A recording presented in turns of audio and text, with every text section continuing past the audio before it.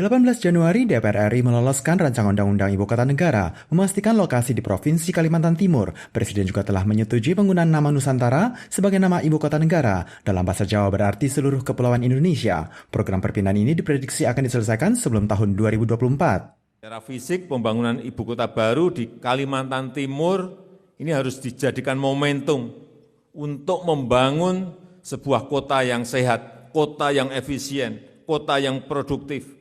Jumlah penduduk Jakarta sebanyak 10 juta jiwa. Dengan kepadatan tinggi, jalanan sesak, masalah polusi, penyertaan air bawah tanah yang berkepanjangan, menjadikan penurunan muka air tanah. Ditambah dengan perubahan iklim, maka kerap dilanda banjir. Pakar memprediksi ada sepertiga lahan Jakarta yang akan tenggelam pada tahun 2050. Program perpindahan ini diusung oleh Presiden Jokowi sejak 2019. Lokasi Ibu Kota Negara baru tepat ada di tengah-tengah wilayah kekuasaan Republik Indonesia, dikelilingi oleh hutan hujan tropis, tidak mudah dipengaruhi oleh bencana alam, mudah tersambungkan dengan kawasan lain. Pemerintah merencanakan akan membangun pusat yang rendah karbon, pengembangan farmasi, medis, dan industri teknologi.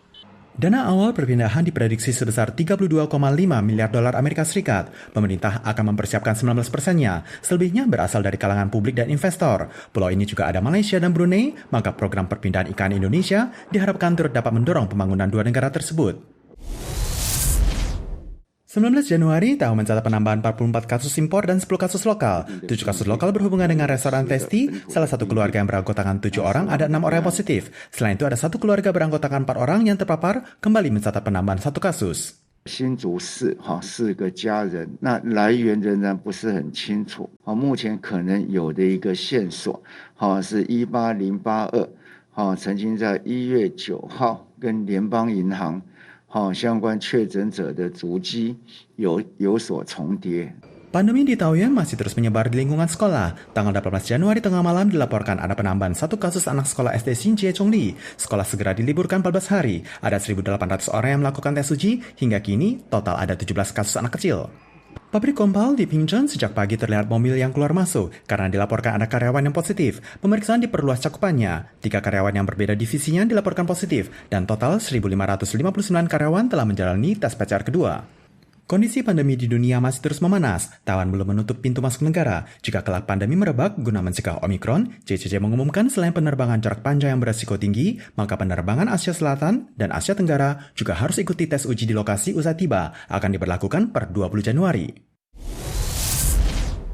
Platform pendaftaran vaksinasi 1922 tanggal 18 Januari kembali membuka kesempatan pendaftaran vaksin dosis ketiga. Moderna menjadi vaksinasi yang ramai dipesan. Dalam 3 jam telah tercatat sebanyak 175.000 orang yang mendaftar. Tidak sedikit kabupaten dan kota yang tidak ada sisanya.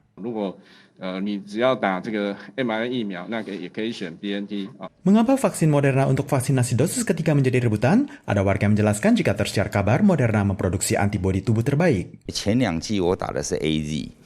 那看了新闻报道跟各种网络上的资讯，打莫德纳的话，2剂 AD 加打莫德纳，它的那个抗体浓度是最高的。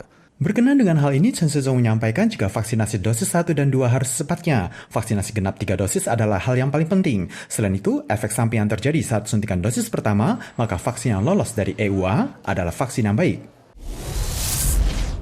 Perdana Menteri Slovenia belum lama ini diwawancara oleh media India, mengakui tengah berinteraksi dengan Taiwan membahas pembentukan kantor perwakilan. Ia tekankan Tiongkok tidak punya alasan mencegah terjadinya hubungan perdagangan antara Taiwan dan Slovenia. Actually, we are working on establishing, to exchange the representatives. Of course, this will not be the level. This will not be the level of the embassies. It will be the level, the same level as many of EU member countries already have.